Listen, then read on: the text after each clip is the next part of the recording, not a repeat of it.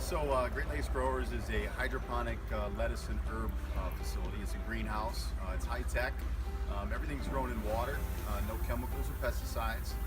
We ship all of our product to local grocery stores and local restaurants in the Midwest. We also sell to companies like Costco, big box stores. We've been in business for this will be our 4th year. We started from a little 300 square foot greenhouse with 1 employee to 80,000 square feet this year, and we've hired another 24 people, bringing us to 25 people total.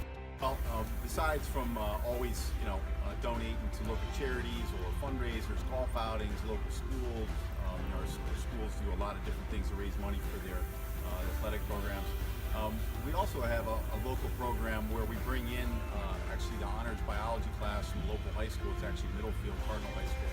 Where they come in and they do all of our research for new product lines, working on improving the current product lines we have, looking at new technologies like LED lighting, new products for pest control that are safe to eat and things like that. So definitely have a lot to going on. It's a new company. A lot of young people work here. It's different. It's a high-tech way to grow food, to eat food. I think a lot of people that are younger nowadays, millennials and that type of age, are conscious about what goes into their body. There's a certain fulfillment or feel of fulfillment when you pack the box. It's got nice, clean stuff in it, and you know it does, and you know it's going out into the local area, and people are going to consume it, and it's safe for you that way. I think it's a good thing in that regard. Favorite? Well, without going too far back in the future, it'd be hard not to bring up the recent championship by the Cleveland Cavs. I think I've been a Cavs fan forever, been an Indians fan forever. We got real close. I was at the World Series when we got real close, but I would have to say the recent championship by the Cleveland Cavs. Awesome. All right, guys. Well, that does it for our 4-point play with John Bonner here at Great Lakes Growers. Thanks a lot, John, for your time, and best of luck to you guys in the future. Thank you. Appreciate it. All right.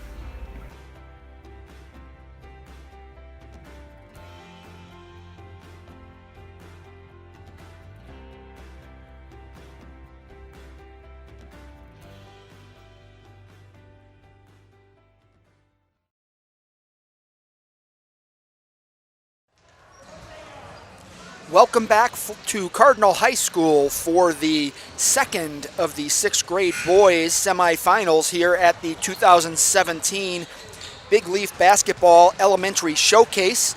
This is Steve Hare with OhioVarsity.com, and joining me is my partner, John Kosis. John, game number 5 of 6. You got it in you? Oh, I'm feeling strong. I feel like this final push is going to be real great for the broadcast, and I really think it's going to be great on the court as well. That last game was certainly interesting, maybe not in terms of a final score, but there was a big lead change there, and that third quarter was about as interesting as it gets. Yeah, that's for sure. And, the games, they've all been very well played. We've seen a lot of athletic ability going all the way down to the 3rd and 4th graders, to the 5th graders, the 5th and 6th grade girls, and now the 6th grade boys. We've seen a lot of talent out there. I think every player out there has contributed. They've done something well. They've shown why they were named an all-star. They showed why they're out here in this event. And tonight, as we narrow down to our championship game, which is coming up at 6:45, this is the second of 2 6th grade semifinals, and I'm looking forward to seeing which team's going to go out there to play the purple team that we saw score 19 points in the 4th quarter to come back and win. Right, and I think there's one really important thing you mentioned about everyone kind of showing a reason why they were here. There's also been one consistency amongst every single player, and that's excellent defense. Maybe that's a little shout out to the people watching at home, the younger people particularly. You can shoot as well as you want, but if you don't defend well, you're never going to end up here at an all-star game, because that is critical to the game as well. It may not show up on a score sheet, but trust me when I say the officials, the coaches, and the other players do notice. Yeah, defense, we've seen some very good defenders here today, and that defense leads to some easy baskets. And I don't want to say easy, none of them are easy, but when you are popping on defense, you're popping a steal, and you're out in front of everybody just running down there for an easy layup. That's a lot easier than trying to break into a double-team defense and, trying to set up a shot. So, yeah, it all starts with defense, and I think we saw a lot of it. Yeah, we certainly saw the fair share of setup shots as well. Indeed. So here we go with our introductions for the second 6th grade boys All-Star semifinal. Take a moment to honor these players as they're being named.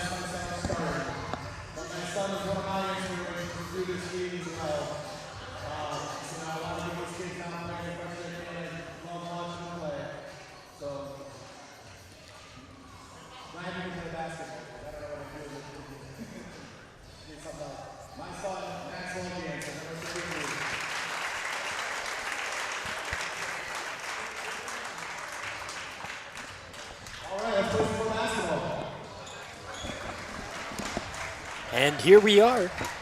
We're about to find out who will play in the final, whether it's this black team or this white team. The white team wearing a gray outfit, I guess. We can say light, white, gray, and we probably will. So just know that when we refer to those three terms, it's the team on the right we are speaking of. It's the team that's not wearing black and orange, but they've got the purple numbers. Right. So yeah, our coaches for this game, for the white team, it's Brian Gallagher and Bob McKinney. And for the black, it's Mike Shantz and Rich Klemensick. These coaches volunteering their time to come out and coach these all-star squads today. Several of them are in their second or third or even fourth game in the case of Rich Klemensick. He's been here all day. Just like us, really. Right. I don't feel like I've been here all day, though. I think I took a nap somewhere in between game 2 and 3 or, 3 and 4, somewhere like that. Something like that. I think you had to nudge me a couple times, but yeah, we're doing okay. We're in game 5 of 6. This is our second 6th grade boys semifinal. Tyler Britton is taking the tip-off. And he gets the dub. Black will retain the ball. Jansen passes it to the corner. That's an easy 3 to start things off with a bang, not a whisper. Oh, it's a 2. He had a foot on the line. They did call it a 2. I think he was robbed. Let's see the replay. Right. We'll have to check it out on the YouTube page afterwards. That shot's up and short. Rebound ends up going up, again short. And it looks as though Black will retain the ball here. Dribbling it up the court. Doman gets it inside. And now it's going to go to Jesse Grace off the rebound. He passes it to Moneypenny. Moneypenny was last year's MVP, and he gets an easy roller to tie up the ball game 2-2. And he shows why early on in this contest. Holy smokes, that was a nice layup. Right, moving into the lane.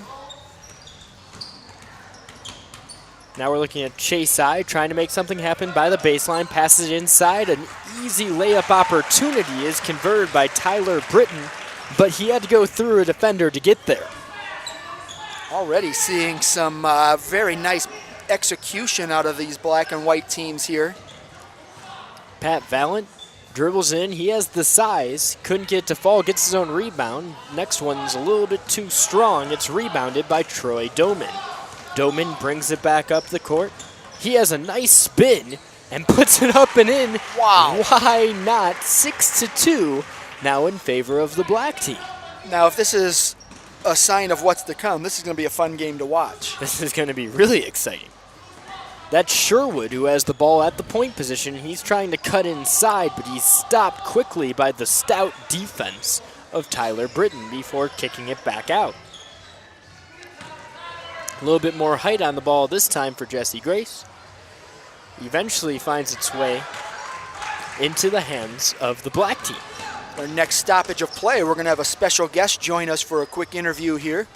Britton to beam the corner shot. Just short. It's going to get rebounded by Jesse Grace. And he'll slow things down a little bit with 9 minutes and 30 seconds remaining. Grace continually around that point area. He gets a screen, goes alongside the baseline. And he ends up passing it right to the black team, who hurries up the court. Pass at the baseline. It gets blocked. Boy, fast-paced and a lot of exciting action. But right now we're going to bring in a special guest. This is going to be Andy Cardinal, the athletic director here at Cardinal High School, and also the winning coach from the first boys 6th grade semifinal. First Coach Cardinal, new name for you tonight, but let's talk about that. A 19-2 run in the fourth quarter to kind of come back from a 45-38 halftime deficit. What did you draw up in that third quarter? We drew up putting the ball in the basket. Actually, what was impressive about that was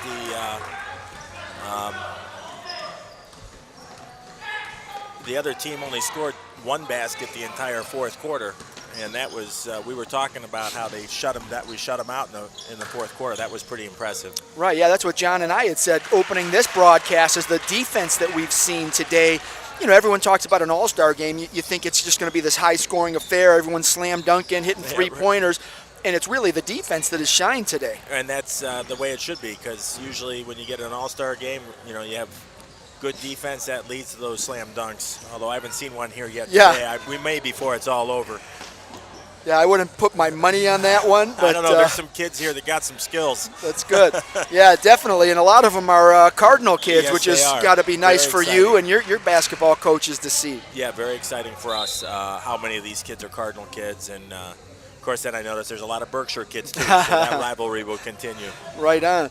But, looking at the Big Leaf basketball and being a part of this event, what is that like for you as both, being a guy out here spending your Sunday or Monday afternoon coaching a game and also being the athletic director at the school?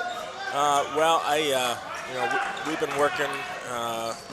Matt's had tournaments here for the last couple of years, and so we've developed a pretty strong relationship, I think, with Big Leaf.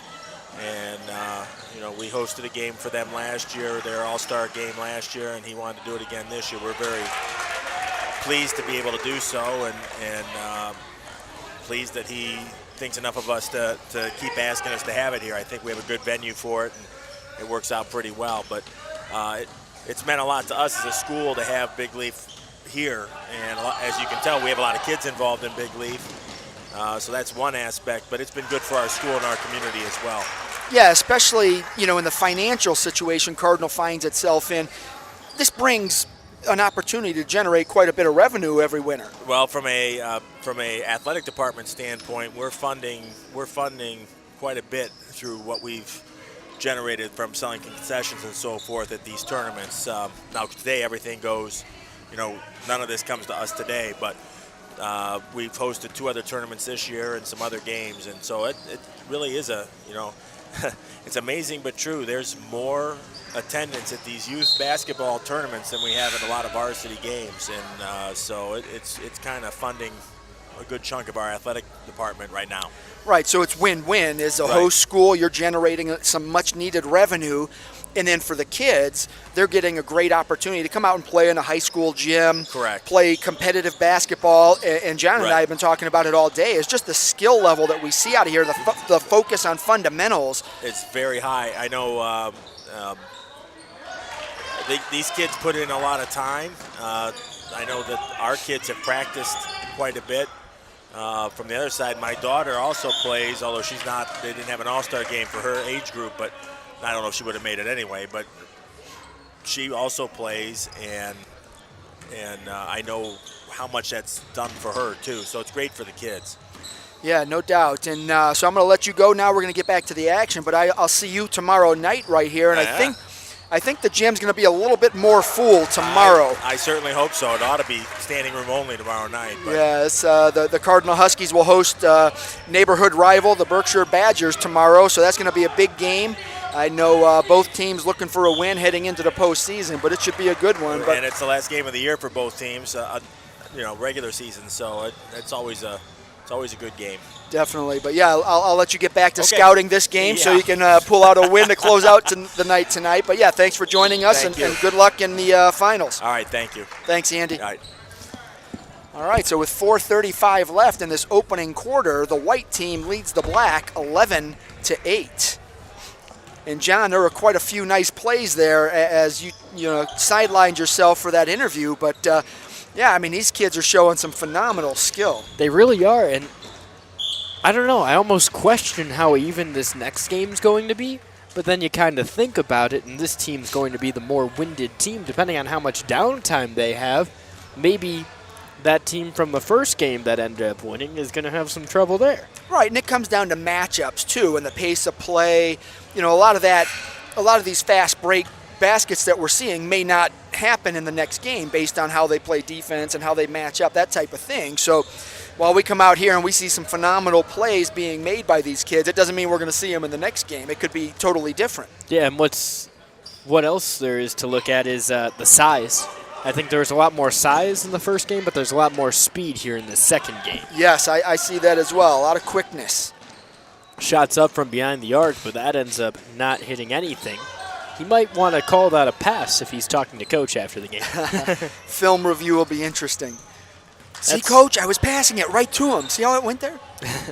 That's Mkel Williams. Calls himself King Williams, so. Williams loses the ball.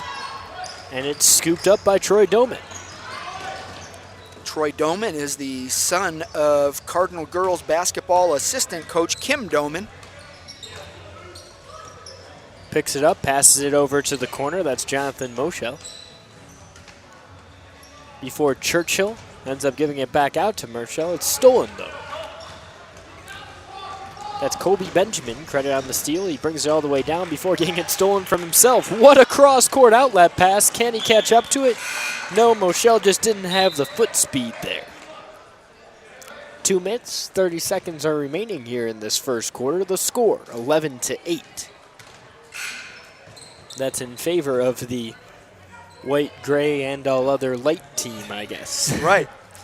And while we've got a little break in the action here, I'm going to rattle off some of the sponsors of the Big Leaf Basketball Elementary Showcase, which is presented by Great Lakes Growers. Some of the other sponsors include Smack Basketball, Jogga Knights of Baseball, Coffee Corners Coffee House, Flowers by Emily, the Junior Cavs, Hi-Fi Entertainment, Warren's Spirited Kitchen, Lulu True, Troy Manufacturing, The Happy Moose Bar and Grill, Vinny's Authentic Italian Eatery, Jogga County Police Athletic League, Lifetime Video Diaries, RK Painting, and OhioBasketball.com. Score's now 13-8 after that deuce. Black coming up in. Shoots it up, but that one goes just long. Baseline jumper. Rims right out. James Hood struggling for the ball down there. It's eventually picked up, passed over to Max May. Max May bringing the ball up. Passes it back to Grandizio. Grandizio's at point. Eventually gets over to Max May. Max May drives in, throws it up. That gets nothing. It's instead picked by Alex Hardman. It's at the baseline, pump fake. It's going to be picked up by the guy without the number. That's Aaron Romai. He was supposed to wear 44, but there was a sizing issue with his shirt. It's good to be different. Right. Stand out from the crowd. The all-star of the all-stars? I think so. That's how you distribute the ball. Right. I think there were 4 or 5 passes in there. The White Shadow would have been proud. Hope some of y'all get the reference. I can't be the only one this old. I'm looking at you, and I don't think you know the reference. I do not know the reference. Oh, my goodness. Best basketball show ever. What is it? The White Shadow. Oh, The White Shadow. You're going to have to look it up. I'll definitely have to YouTube it or Google it at least. Oh, yeah. Great show. That's where I learned how to dribble. He was always saying, "Why are you looking down?" He said, "Look up and dribble." And he asked the kid, "What's happening?" "Well, the ball comes back up." He said, "Right. Why do you have to look down when you dribble?" It's the only basketball tip I've ever learned. So I don't have to look down when I dribble. I remember a big point of emphasis when I was young that they would teach you is you got to dribble with the fingertips. A lot of kids try and start dribbling with their palms, and you can't control with your palms. Just Right. like writing, you got to use your fingertips. Oh, you definitely have to look up The White Shadow. See if it's on Netflix. I don't think it is, but yeah, that was definitely a great show. Not even just from the basketball perspective, but it was just one of those, hour-long shows that I grew up watching. I'd probably have to say it was the late 70s, early 80s. But yeah, great show. Now we're getting a little bit of history in with our basketball here today. Yeah, I got to see if I can find a White Shadow clip. Play it live. Yeah. We'll see what happens. But, yeah, second quarter getting ready to start here in the second 6th grade boys all-star contest here at the 2017 Big Leaf Basketball Elementary Showcase. The White All-Stars with a 13-8 lead over the Black. It's the second quarter right now, and we're going to get to see another line change as the entire team really just swaps right out during these little breaks. Pat Valent is going to inbound it. Derek Sherwood is also out there for the white team on offense. The point guard here is Bryce Moneypenny. Again, we mentioned it earlier, but he was last year's MVP here. He's 4'10". He's a point guard. His favorite teams, the Chicago Bulls. His favorite players, Steph Curry. What does that tell you? He's a wild card. The sports he's also played include track and soccer. That tells you he's fast, and we're seeing the foot speed on display there. That's Williams who lost the ball, but he gets right back and tries to cross up the defender before passing it over to Sherwood. Sherwood drives in, and his shot is short. Saved, but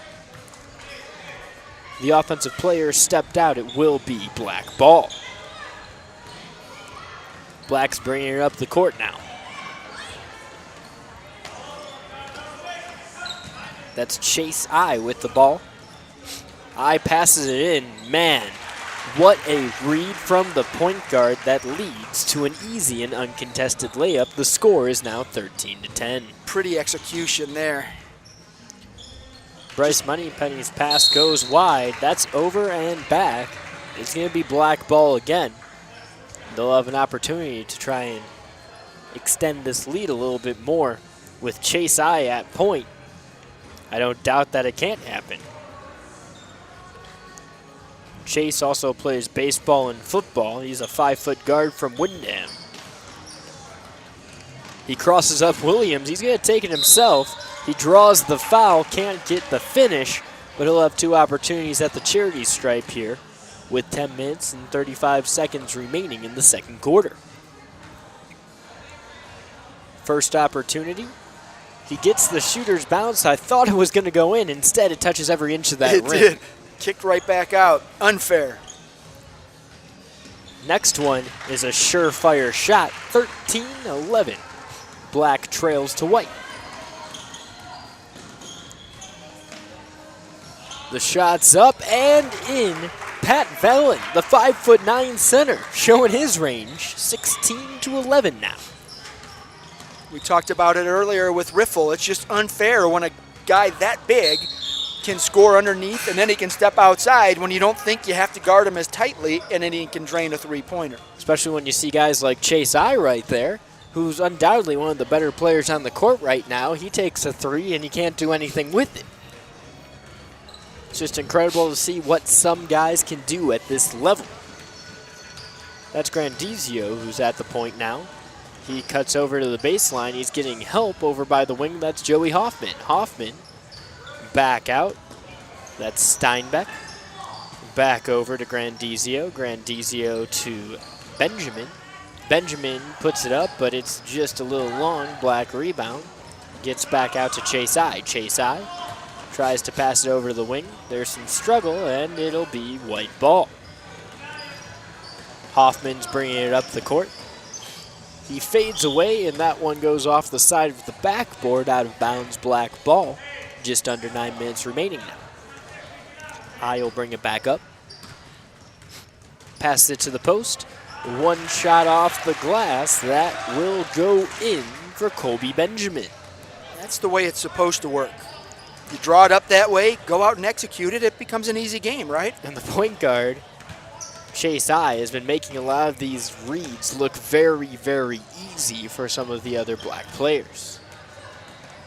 Shots up. That one's a little long. The rebound ends up going to Nick Steinbeck. He goes back up with it. They should have an opportunity here at the stripe. That is what will be the case for Steinbeck, not the American author, but instead a 6th grader from Southington. He's a Wildcat, 5 feet tall, shooting guard who likes to watch Kyrie Irving and the Cleveland Cavaliers. Plays football and baseball as well.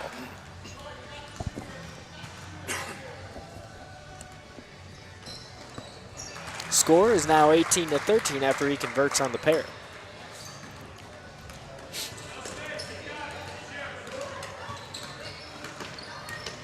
Shot's up. It's a long shot. It's going to miss. That was Troy Doman. And one of the players, it looked like Lucas Churchill, went halfway up the bleachers to go grab that. That's hustle. White's bringing it up from the corner. A three-point opportunity that's just long for Joey Hoffman. On the ground now, you see Steinbeck again. He gets it out, up off the glass and in. See what hustle creates? An easy opportunity for Jesse Grace. Yeah, and Grace was just kind of in the right place at the right time. 3 players fighting for the ball. It kind of spun out of their hands right into his. He turned around and laid it in. And there he gets the ball handed to him. just seems to always be in the right place at the right time. That's half the battle for a basketball player as Jesse Grace gets it towards the lane, off the glass and in. 4 consecutive and a steal in between, 22-13. The white team starting to run away with it, but remember from the first game, an early lead doesn't mean everything. It's how you finish, not how you start. Yes, the purple team was down 45-38 in our last game, and a 19-2 run in the fourth quarter ended up with a double-digit victory. 6 minutes and 15 seconds remain. Max May will inbound it to Colby Benjamin.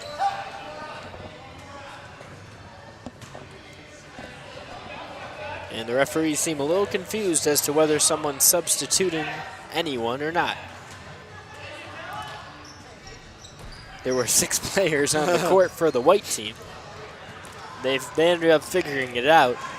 Might have been a longer walk than usual for Vinny Grandizio. Shots up and in. Doesn't matter if you can convert on that next play. It's now a double-digit lead for the White All-Stars. A pump fake from Jansen, now from the corner. Almost got that to roll for him. He's already running over towards half court. His team almost got that ball back. Here's a true story for you, John, and this might surprise you. I coached Max Jansen. I was his first basketball coach in kindergarten. Taught him everything he knows. Not So really, but fundamentally, he's going to be the best player on the court, is what you're saying. no question, no question. No, that was one of those situations where my daughter just started playing. She was in kindergarten, and they were desperate for a coach. And you know what happens? They call the parents. Well, I was a wrestler in high school, so I said no about 100 times until they finally said, hey, we're desperate. I said, well, as long as you're desperate. And so, yeah, I coached his kindergarten team, and I was smart, though. That was the year that Berkshire's girls' high school program went to the regional finals, and I recruited one of the star players to come out and run my practices for me. No, that's a great move for you right there. Yes, yeah. So I showed up for practice and I watched her work. And I'm sure you learned quite a bit about basketball. No, I still didn't learn much. I'm still a wrestler. So this is our third or fourth and one try of the day. We haven't seen one converted yet. But in the 6th grade contest, that's when you would expect them to get converted. Right now, Jesse Grace, who's been a star thus far, has the opportunity to do so. It's up, and it's no good. Rebounded by Romai.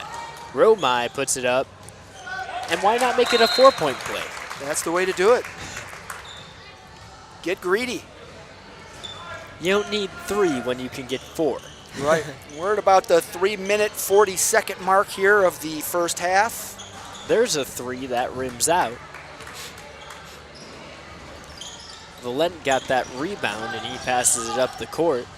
Shot is up. That one bounces out. An offensive rebound does not end up helping out, but he kicks it away. Max May has it, tries to feed the bear on the inside. Valent can't end up converting. Steps on the line, though, and it retains white ball. Aaron Romai will have the inbound.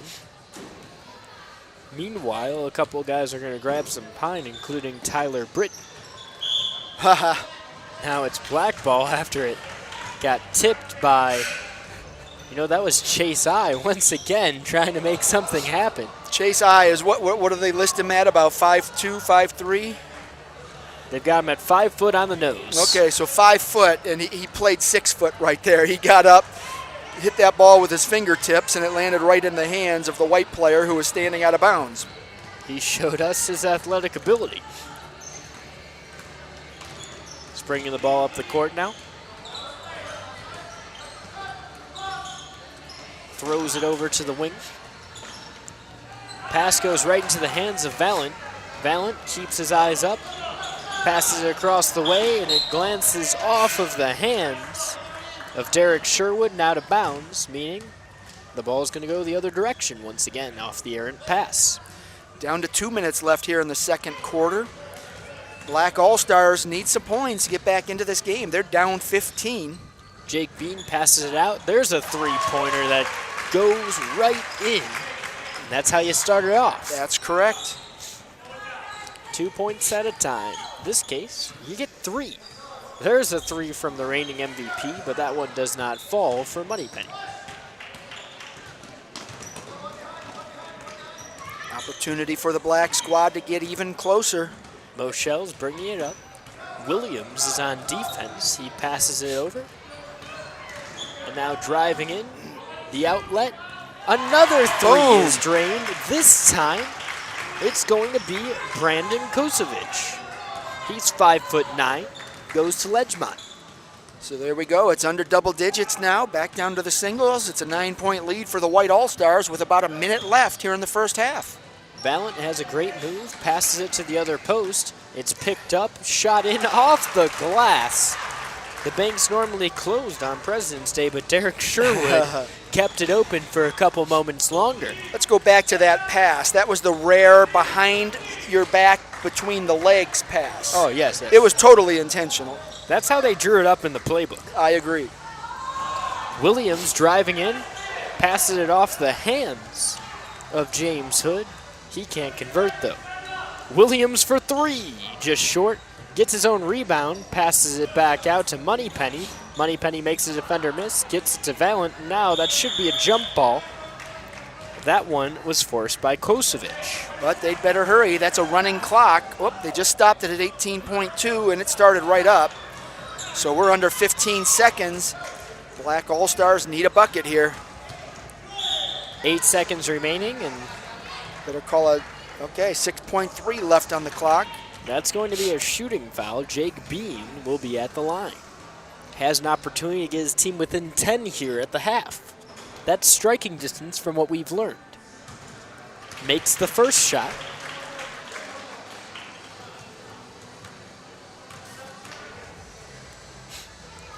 Bean gets the second one to roll right through, 30-21. 6.3 remaining. Valent heaves it. Williams on the reception. Now passes it to the official. Black was asking them to stop the clock so they could set something up. That wasn't going to happen. It's now halftime, 30-21 in favor of the white team here. And we've seen a lot of athleticism, but in this one, this particular game, we have seen a lot of fast break opportunities. The positive is it's great for us watching. The negative, what's going to happen to this team when they play their next game? Back to back, right.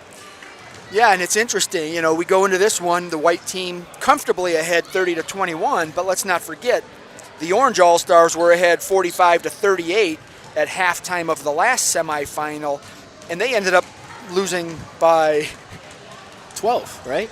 Yeah, because they outscored 19-2 in the fourth quarter. So yeah, you had a double-digit loss after leading 7 at halftime. So yeah, the black team isn't out of it, but what they need to do is they need to create some of those fast break opportunities. And right now they're just being beat in the hustle plays. The white team's chasing down the loose balls. They're getting their hands on balls on defense, getting the deflections. And that's what the black team needs to do. They just need to get a little bit more aggressive and create some more opportunities. And it's not as though it's impossible. They've got 24 minutes to get 9 points back. One run, really. If you have an 8-0 run, you're right back in the game. And coming out of a 5-minute break, who knows what happens to some of these young players. Right, and right now we're going to take a look at our presenting sponsor.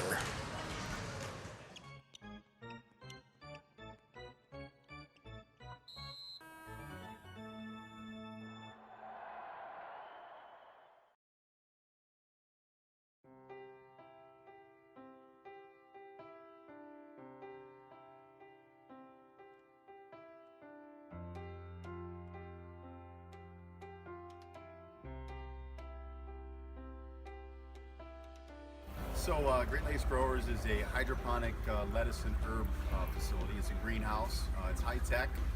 Everything's grown in water, no chemicals or pesticides. We ship all of our product to local grocery stores and local restaurants in the Midwest. We also sell to companies like Costco, big box stores. We've been in business for this will be our 4th year. We started from a little 300 square foot greenhouse with 1 employee to 80,000 square feet this year, and we've hired another 24 people, bringing us to 25 people total. Well, besides from always, donating to local charities or fundraisers, golf outings, local schools, our schools do a lot of different things to raise money for their athletic programs. We also have a local program where we bring in actually the honors biology class from the local high school. It's actually Middlefield Cardinal High School, where they come in and they do all of our research for new product lines, working on improving the current product lines we have, looking at new technologies like LED lighting, new products for pest control that are safe to eat and things like that. So definitely have a lot to go going on. It's a new company. A lot of young people work here. It's different. It's a high-tech way to grow food, to eat food. I think a lot of people that are younger nowadays, millennials and that type of age, are conscious about what goes into their body. There's a certain fulfillment or feel of fulfillment when you pack the box. It's got nice, clean stuff in it, and you know it does, and you know it's going out into the local area, and people are going to consume it, and it's safe for you that way. I think it's a good thing in that regard. Favorite? Well, without going too far back in the future, it'd be hard not to bring up the recent championship by the Cleveland Cavs. I think I've been a Cavs fan forever, been an Indians fan forever. Got real close. I was at the World Series when we got real close, but I would have to say the recent championship by the Cleveland Cavs. Awesome. All right, guys. Well, that does it for our 4-point play with John Bonner here at Great Lakes Growers. Thanks a lot, John, for your time, and best of luck to you guys in the future. Thank you. Appreciate it. All right.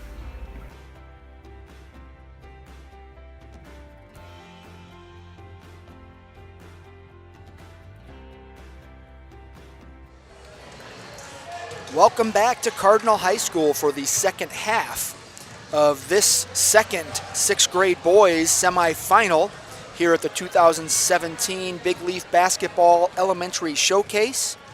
The White All-Stars with a 30-21 lead at the break, but as we've mentioned many times, no lead has been safe today. We've seen several teams come back from deficits to win the game, including in the first sixth grade semifinal, where the Purple All-Stars trailed 7 at the half, and they ended up winning with a double-digit margin. So anything can happen. Stay tuned. And John, here we go.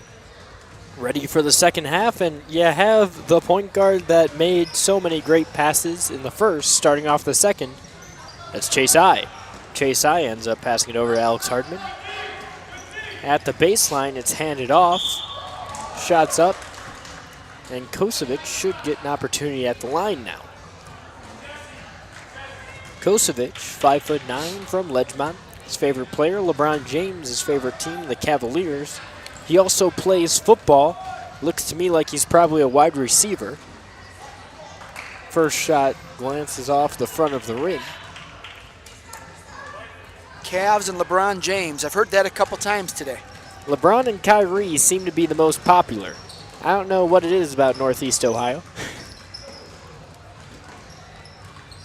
Ball's handed off, eventually finds its way around.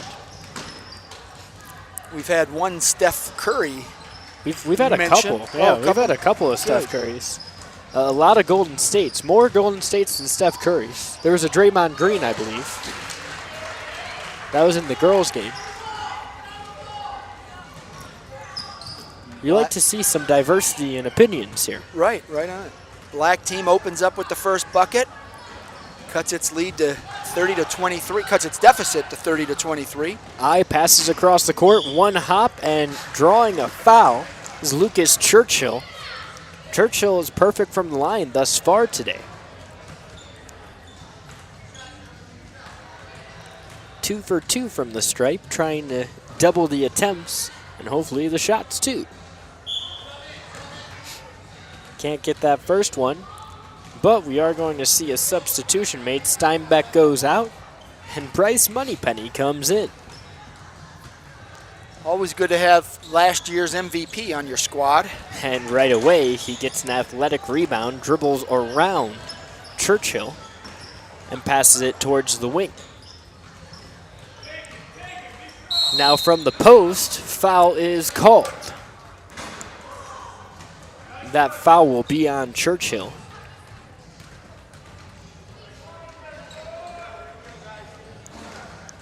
At the line, that's Jesse Grace.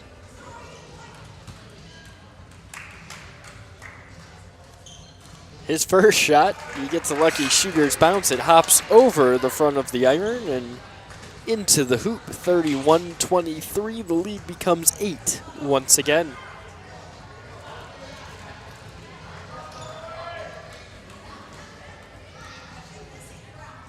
Grace, nothing but net the second time. 9-point lead. There's a pass and a wide open look. Puts it off the glass but can't get it in. That was Maxwell Jansen. I don't remember teaching him that in kindergarten practice. Now you taught him to put it off the square and in, right? Right. Accidents happen. I always said, every shot you make it. It's the way I coach, you know. It's crazy because all your teams had 100% field goal rates, right? Exactly. I don't coach anyone to miss. And you coach that 100% of the shots you don't take, you miss, right? Exactly. Put it up and make it. That was always my strategy. That led him to back-to-back championships. The first quintuple. If I remember correctly, we all got a trophy. Yeah, that is. There's 8 minutes remaining here in the third quarter. The score 32-25. Black will keep possession. From the corner, that's a 2. He had a foot on the line, but he gets it in. 27-32. See, there's the basket I taught him. It's exactly the way I taught it. Jansen must have heard you. I believe so. It's like, oh, I remember Coach Hare. Now I remember. Williams has it hit off his shoe and out of bounds. Black gets the ball again, and hey, Steve, that deficit keeps getting smaller and smaller. As we said, no deficit has been safe today. That's Jake Bean from the post, puts it up off the glass. Jake Bean's got quite the cheering section up there. His 2 sisters are up in the audience. Caitlin Bean, who is a volleyball player at Ashland University, and Maddie Bean, who is a volleyball player right here at Cardinal, along with his folks. It's nice seeing a bunch of people come together and cheer on the youngest sibling. Yes, he's been to all their games, so turnabout is fair play, I guess. Whether he knew it or not, right? Williams has it at the point, pulls up for a 3. That's wide right, but he pulls it on the ground and forces a jump ball. We're seeing the effort, the following of the shot still working.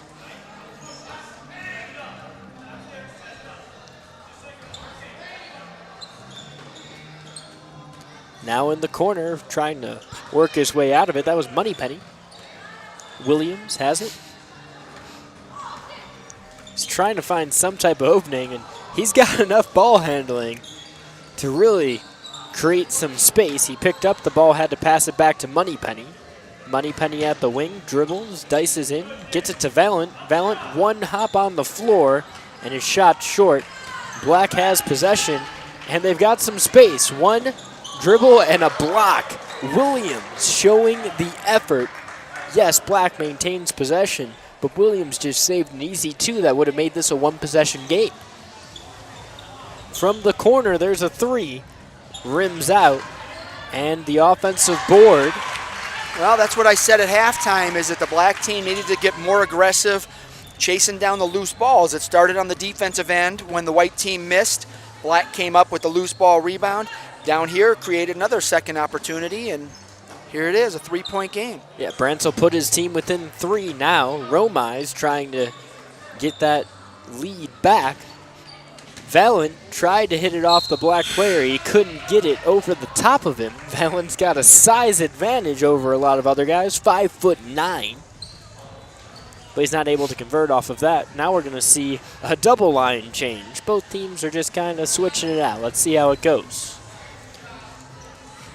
You know who is coming back in, though? It's Chase I. Chase I passes it over to the corner. Pump fake shot is up, long, but it's a perfect pass to Alex Hartman, who gets the bucket. All of a sudden, it's a 1-point game. 4 minutes, 45 seconds remaining.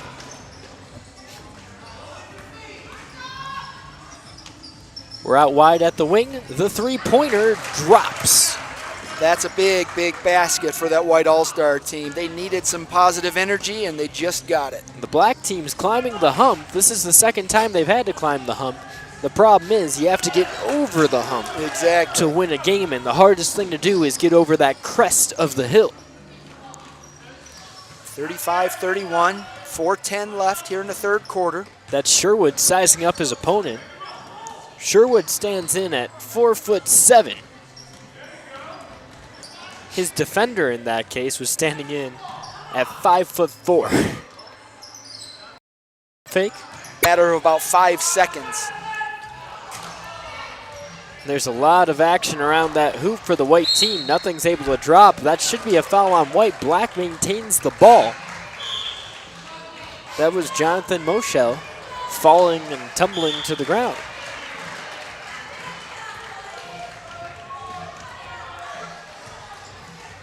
So the black all-stars down 9 at the half, and here they are with a 1-point lead.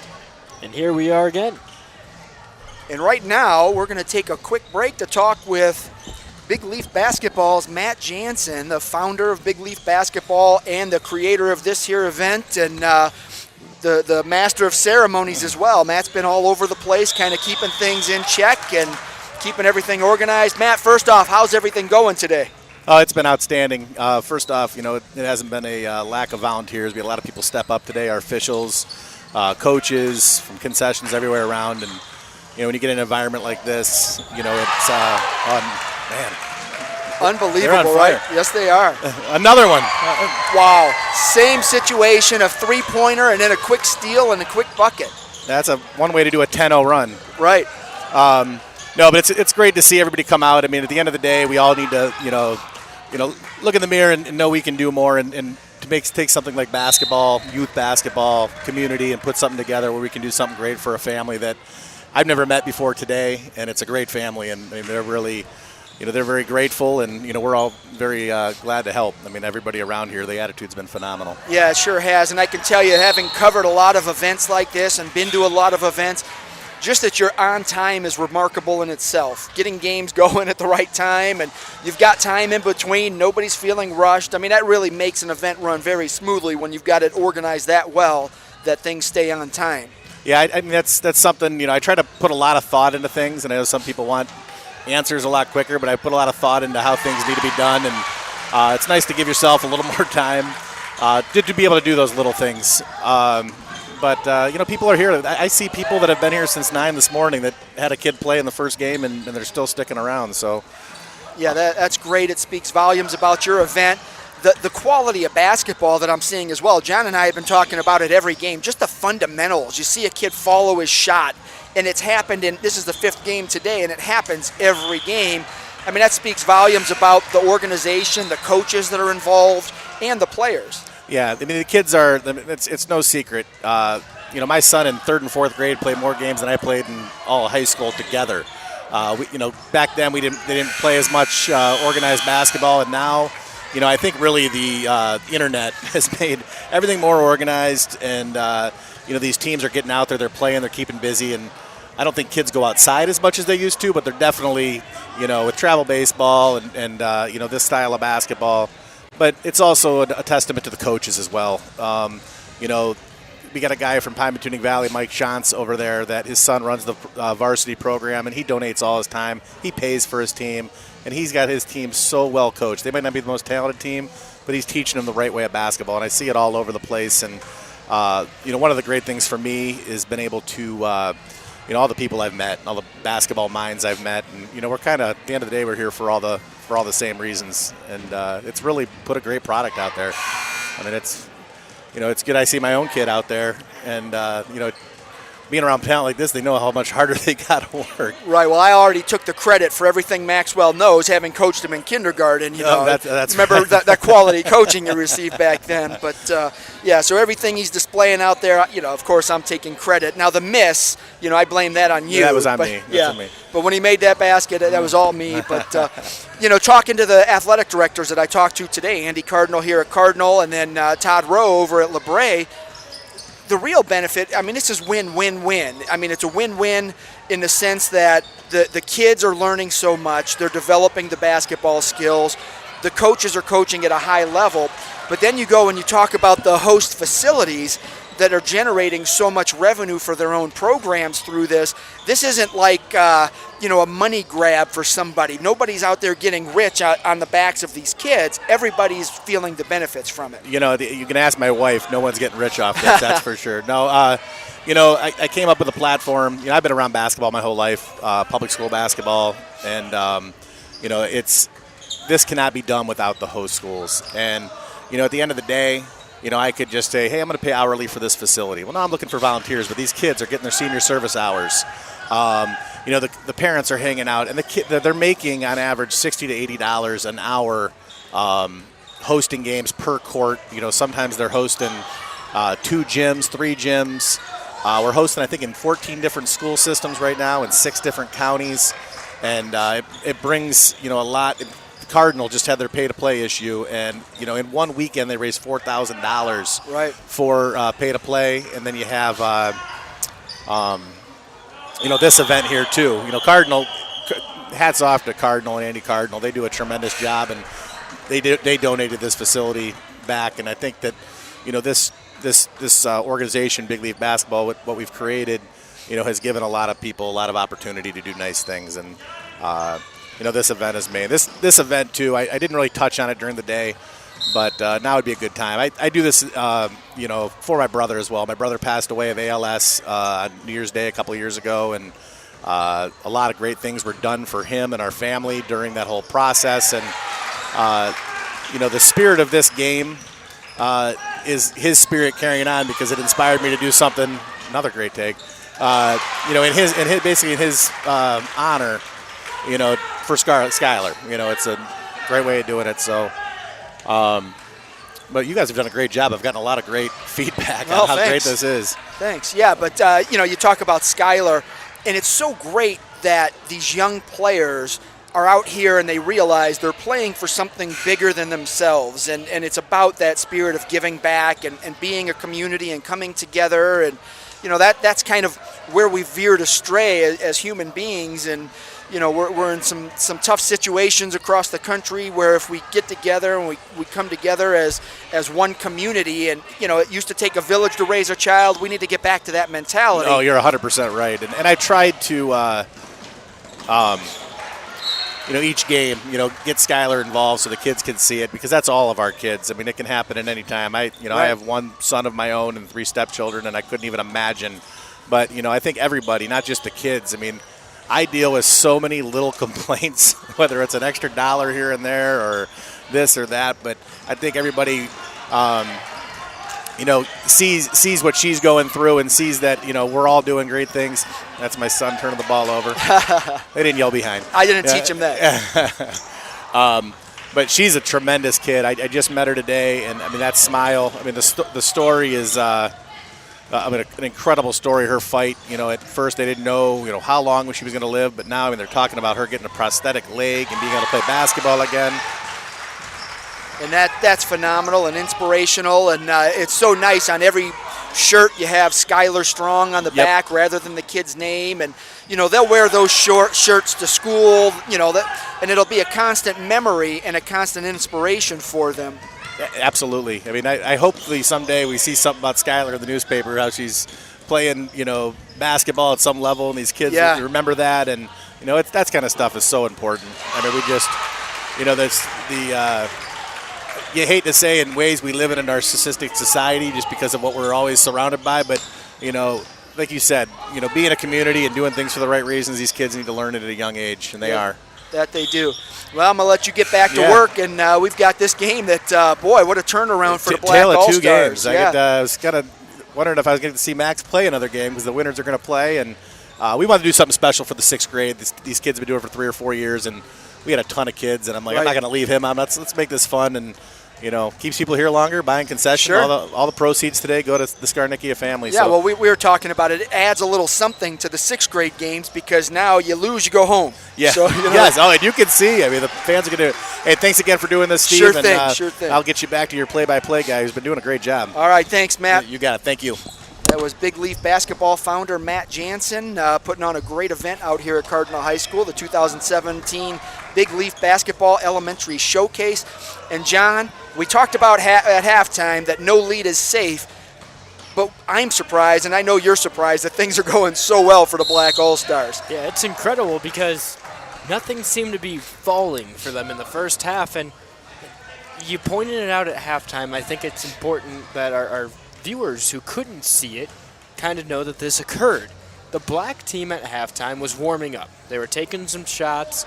The white team was kind of just standing and watching them. And I think literally, not like down at their end under the basket, taking a shot and then watching. They were standing at half court facing the Black All-Stars, watching them warm up. They weren't doing anything. And I think this level of chill, this cold, might have come about from 5 minutes of literally just standing still and watching. Yeah, and again, one of the other things I pointed out was just the white team was winning all the loose balls in the first half.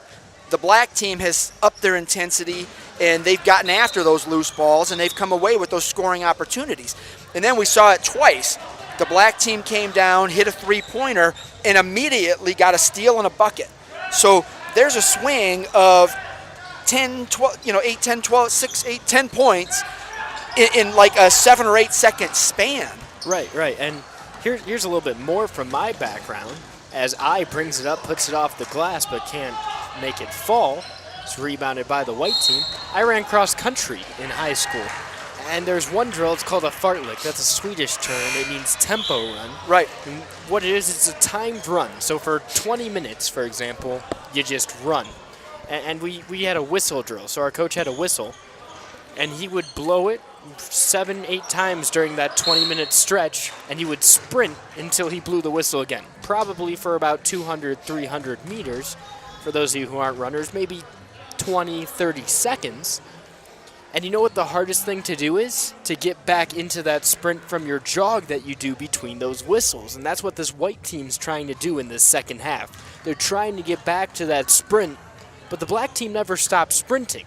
Right. So they're chugging along, and now the score is 53-38 when they had a 10-point deficit at the half. Covering high school sports, you'll hear it a lot from coaches. Well, we were just a little bit, slow to warm up. They get off to a slow start, down 10 or whatever, and they have to come back to win, or they end up losing. But I hear it all the time is, we just weren't warmed up. Well, the same is true when you come out in the second half. You stop your body, your heart rate goes down, your body cools, your muscles relax. If you don't properly warm up, it's like you're not warmed up at all, and the same thing can happen. And that's exactly what happened here. Is the black team came out ready to play, the white team didn't. A phrase you hear, and maybe you hear it more often in the business world than you'll hear it in the grade school, high school athletic region, but it's, do you have the want to? And it seemed like at halftime the white team didn't have the want to that the black team did, and that seems to be the difference here in this second half. As Romai tries to get something established, instead it's stripped right away by Troy Domi. And again, it's that effort play now that the black team has come out, and that effort is there. There's 3 minutes, 40 seconds left. What a move there at the three-point line before he passes it back out. Shot goes up and in. 56-41 with 3:25 left to play. This is not what I would have picked. Once again, both scores at halftime made what looks to be the final result. It is still early. There's 3 minutes left, but this looks like it's going to be in favor of the team with the 15-point lead. And there's a block. Wow. You just can't give up. Colby Benjamin gets blocked right there. Romai passes it back out. That's at the wing for Steinbeck. Steinbeck holds it for a second. Long Back three-pointer, and and off the glass. Banks it in. Now, I don't know if he would have called glass there, but if he gets it to work, he gets it to work. Colby Benjamin starts getting his team back into it. Now there's a mental error as Jake Beans steps on the line. Yeah, that foot slid just a little bit out of bounds. Steinbeck lost it, though. He's on the ground. Now there's a jump ball. That was another unforced error, and this might be attributed more so to the longer quarters, right? 12-minute quarters. Yes, it's a running clock, but it's longer than these guys are used to playing. Right. There's just 2 minutes remaining, and you're starting to see these little mistakes. They seem little, but that's what happens when you're tired. Little things start slipping through. Steinbeck tries to pass it to Romai. Romai back to Williams. Williams is at the wing, sizing up his opponent before passing it out. Bounce pass, shot is up, and it trickles in. That was Joey Hoffman. So the black team still in the lead, but the white team showing some signs of life here. Will they have enough time? Romai gets a rebound, and he's going to have to move it up the court a lot faster than that. Williams dribbles it up. Yeah, and the black team really didn't show a lot of discipline there, just trying to burn some clock. That was a quick shot. When you've got a 12-point lead, or at that point it was a 12-point lead, you want to take some time off the clock. You don't need to be in a rush. And here again, they're trying to force something. 3 defenders, 2 people rushing on the fast break. You could sit back, let your team get there, burn 10 seconds, or you can miss 2 shots like they did right there. And now there's 1:07 left. We're having a brief pause for a line change. And you have a 10-point lead to contend with, but the clock is moving. That pass goes right into the middle to Max May, donning Jackie Robinson's number. Valent gets a block right there. Now I gets past everyone, passes it into the lane. Easy layup. I has diagnosed defenses so well, and it'll be exciting to watch him in this next game with 40 seconds remaining in this one. It's all but said and done with a 12-point lead here for this black team. One hops it. That's in the lane off the glass. Long, 28 seconds remaining. That rebound goes to Jesse Grace. 58-46. Max May puts it up. That's Long. Grace with another rebound. That's going to be a jump ball. He was contending with Lucas Churchill. And the clock is under 15 seconds, so that's about all she wrote, folks. The Black All-Stars come back from 9 down at halftime to win by 12, possibly. Pass. A jumper doesn't go in, though. Grace rebounds, and that's all she wrote. As you said, 58-46. It looks like we're going to have a black and purple matchup here in this final game.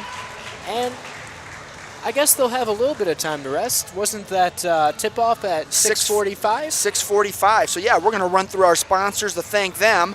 We've got another quick turnaround to get ready for the next broadcast, but we want to thank you for joining us, and we hope you thank the sponsors for the Big Leaf Basketball Elementary Showcase presented by Great Lakes Growers, Smack Basketball, Jogga Knights of Baseball, Coffee Corners Coffee House, Flowers by Emily, the Junior Cavs, Hi-Fi Entertainment, Warren's Spirited Kitchen, Lulu True, Troy Manufacturing, the Happy Moose Bar and Grill, Jogga County Police Athletic League, Vinny's Authentic Italian Eatery, Lifetime Video Diaries, RK Painting, OhioBasketball.com, and your live video streaming provider, OhioVarsity.com. That's me from OhioVarsity.com, Steve Hare, and John Kosas handling all the heavy lifting today. I want to thank you all for joining us, and tune in about a half an hour for the 6th grade championship game.